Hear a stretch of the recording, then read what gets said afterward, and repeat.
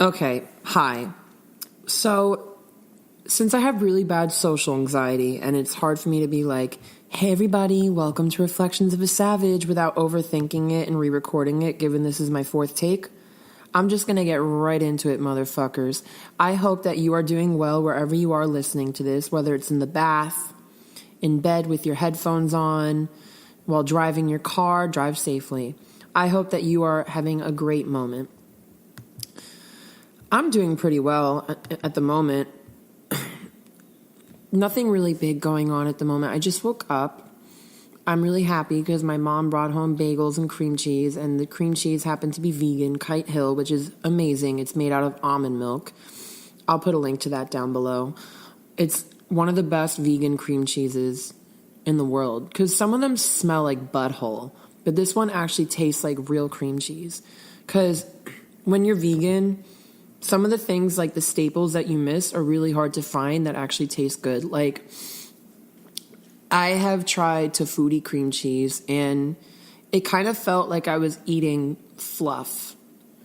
And one time my mom bought me Daya mac and cheese. I opened it up and I smelled it and I wanted to fucking vomit. It smelled like dirty butthole. It was horrible.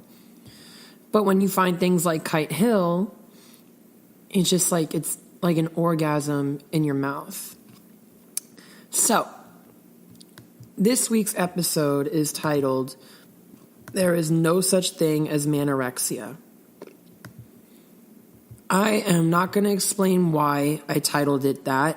I kind of want to let it simmer in your mind, and I want you to ponder about it for a moment. Now, it's not going to be any kind of shaming.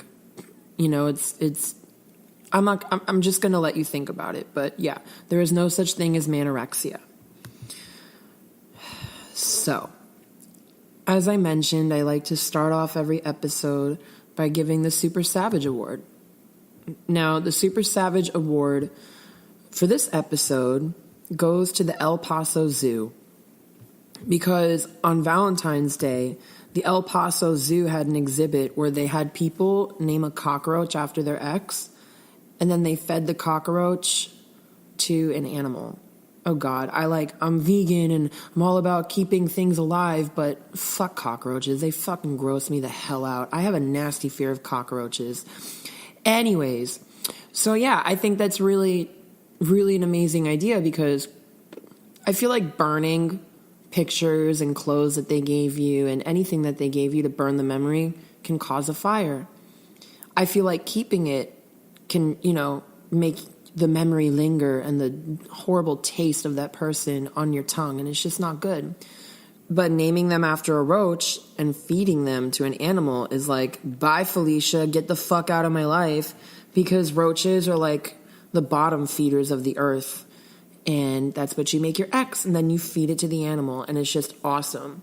And in fact, there was the event coordinator, her name is Sarah Borrego, and she described it as the perfect way to get revenge on Valentine's Day and the perfect way to get closure.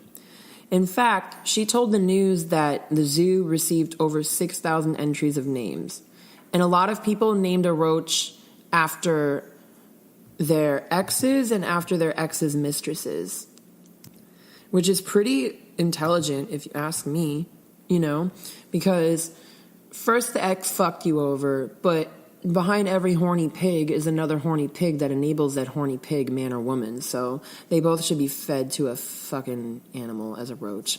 Anyways, great job, El Paso Zoo, Sarah Borrego. You get the Super Savage Award. And now I'm going to stop talking about this because cockroaches freak me the fuck out and I don't want to think about them. In fact, people are so scared of my dog. She's a pit bull, like a pit mix. People are so scared of her breed. They're banned in Miami.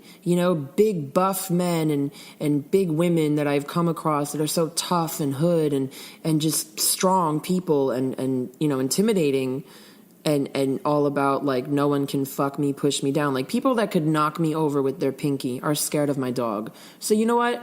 if that's okay, then I'm allowed to be scared of a fucking tiny little cockroach or a big cockroach or anything of the cockroach family. It's fucking nasty. So once again, great job, El Paso Zoo. You outdid yourselves.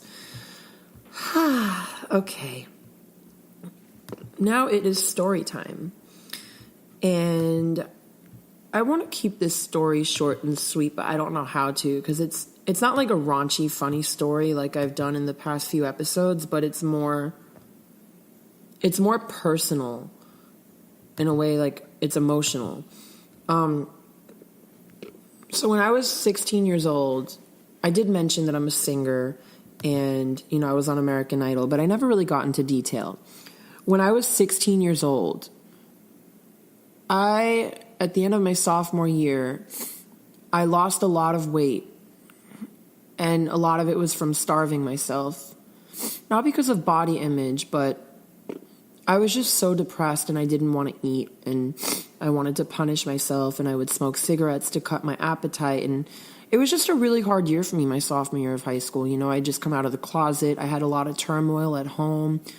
Not so much in school, but within myself as well. And it was just fucking awful. So at the end of the year, my mom woke me up one morning and she's like, we're going to get a checkup at Miami Children's Hospital, which is like an hour south. I live in West Palm Beach and Miami's way south. So anyways, that morning, usually every morning I would get up and I'd smoke my cigarette, cover myself with Lysol, wash my mouth out really well, and my mom would still smell the smoke on me. I didn't understand how, but anyways, that was my ritual. I didn't get to do that morning. Okay, fine, we're going for a checkup, whatever. We go there, and it turns out that I was severely underweight, and my heart rate was way below what a normal heart rate should be. I think it's like in the 70s or 80s, if I'm being correct, but mine was in the 40s. So basically, I almost collapsed. And I didn't know that day I wouldn't go home for 2 weeks.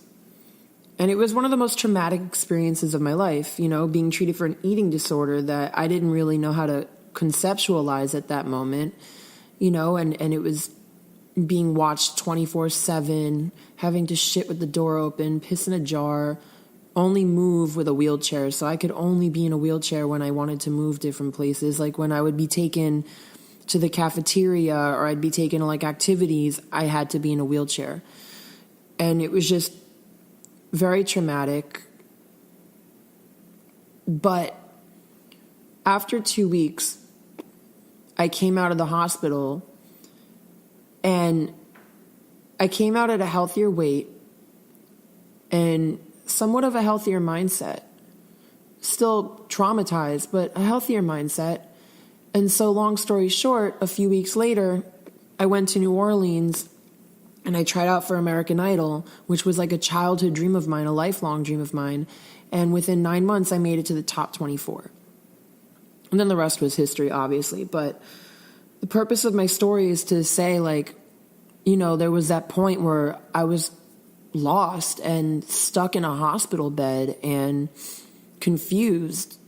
And then all of a sudden I went for it and I went on the show, and it was like a weird flip of my reality, but an amazing flip of my reality. So yeah, that's the story. And now we're going to get into the subject of why there is no such thing as manorexia. In general, an eating disorder can be characterized by anorexia, which is restricting and starving yourself, binge eating, which is eating uncontrollably, purging, bulimia, making yourself vomit after eating. There's also chewing and spitting, and there's different forms of an eating disorder. And just like there's different forms of an eating disorder, there are different people of different backgrounds with eating disorders. And usually the stereotype is that it's always women, always women with an eating disorder, and never really a focus on men with an eating disorder. And that's why I have a problem with the word manorexia, because no, it's not fucking manorexia, it's anorexia, And according to the National Eating Disorder Association, about 1 in 3 people struggling with an eating disorder is a male. And that says a lot, because many, many, many people in this country suffer from an eating disorder. And if it's 1 in 3, it's not like 1 in 500. I don't know math that well, but 1 in 3 is definitely a lot closer than 1 in 1,000, And in fact, it goes on to say that in the United States alone, eating disorders will affect 10 million men at some point in their lives. And a lot of it does have to do with, body image and pressure and culture and just, I'd say like society standards and norms, because we live in a society that really just kisses the ass of perfection. Everybody has to be perfect, the perfect figure, the perfect look.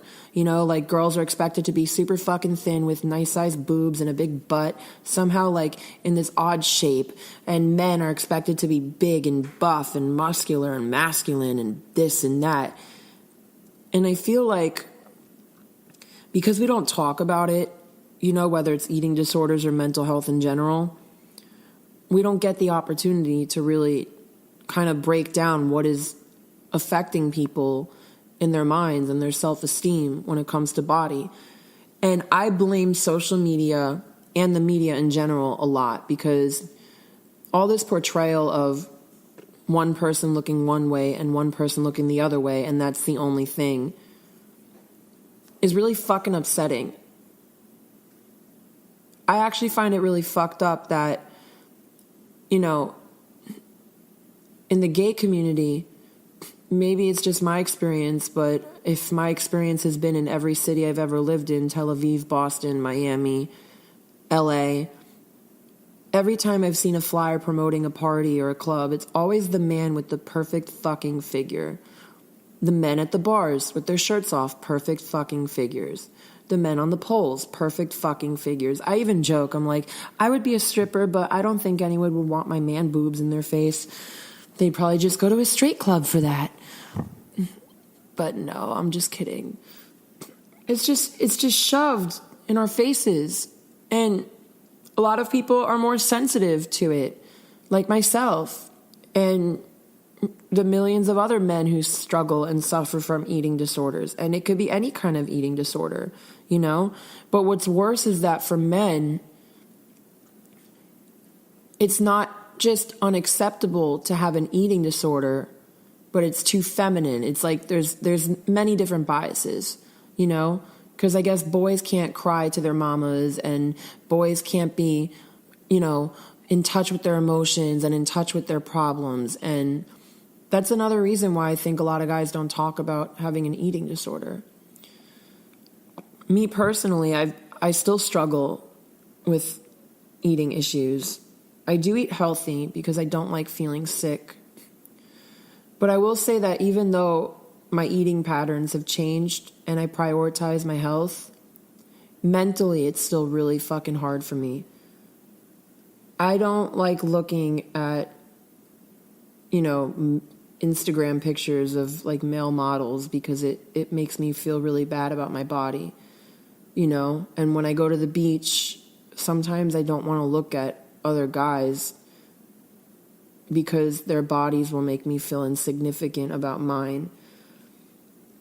And I know that like I advertise this podcast as savage, don't give a fuck, this and that. But you know what? We're not perfect, and all of us have some sort of insecurity. For me, it's my body. And I have come to accept it. Like I've become immune to being triggered. And God, I sound like such a social justice warrior hippie. That's not me at all. But no, I've become immune to being triggered by, seeing the perfect male figure.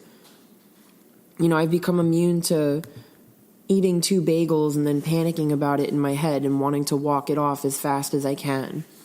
I've become immune to crashing when I look at my body in the mirror sometimes, and what I see isn't what is reality.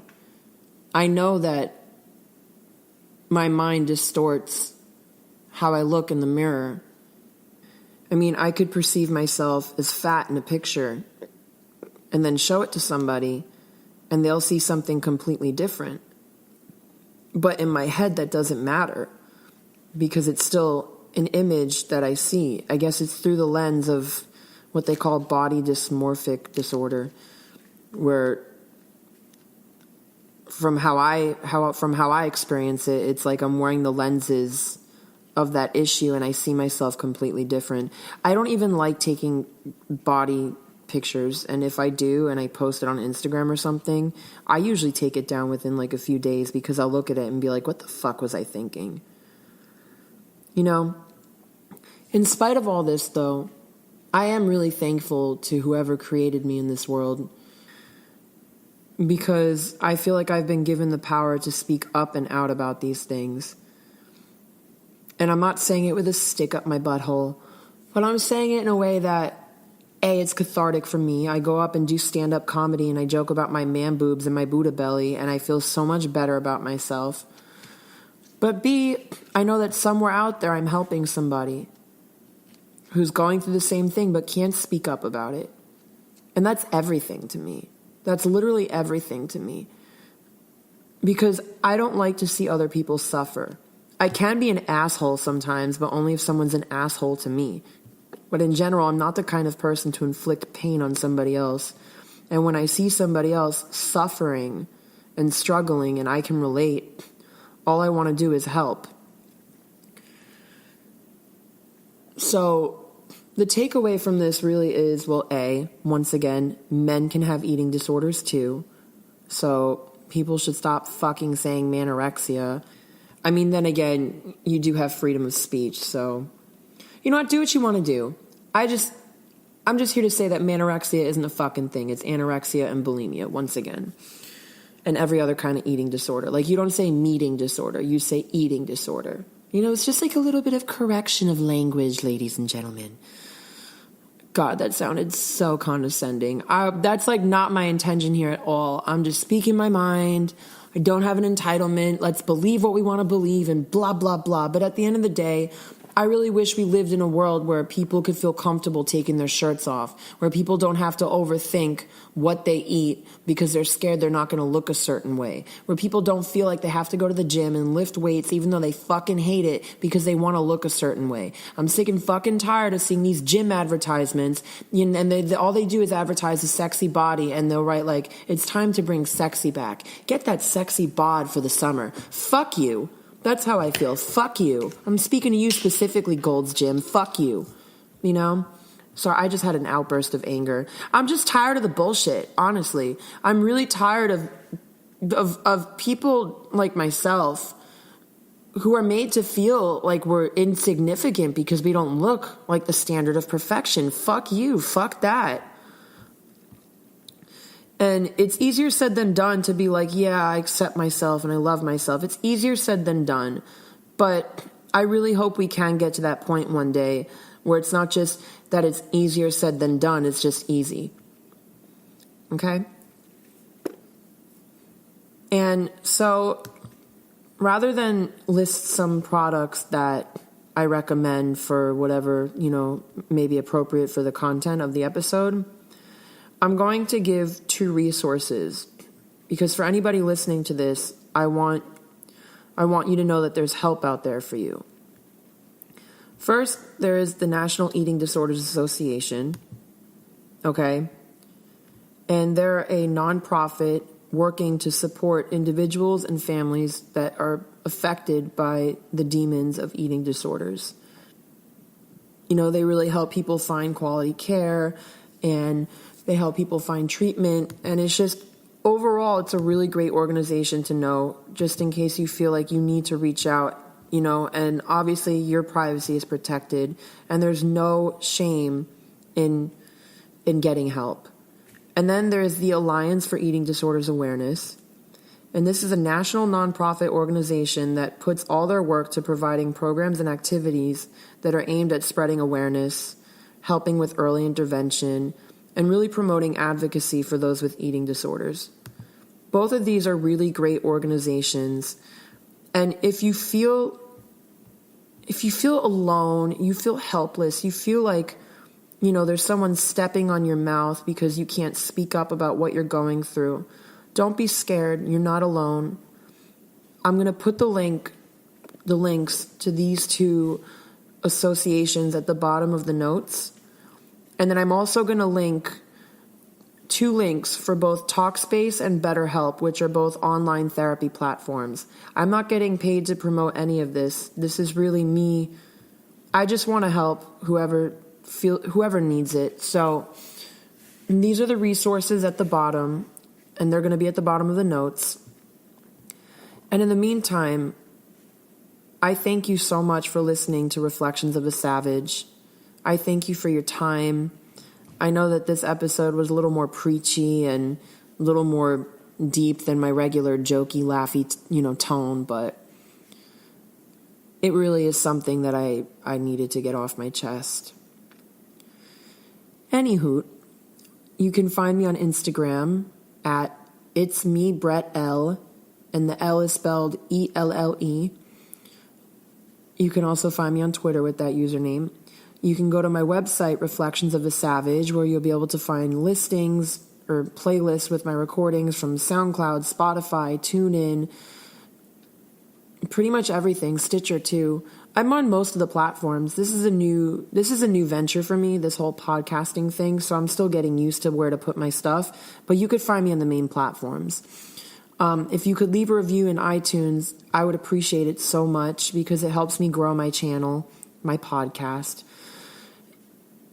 And any kind of feedback even helps. Constructive feedback, because if you're an asshole, I'm just going to laugh at you.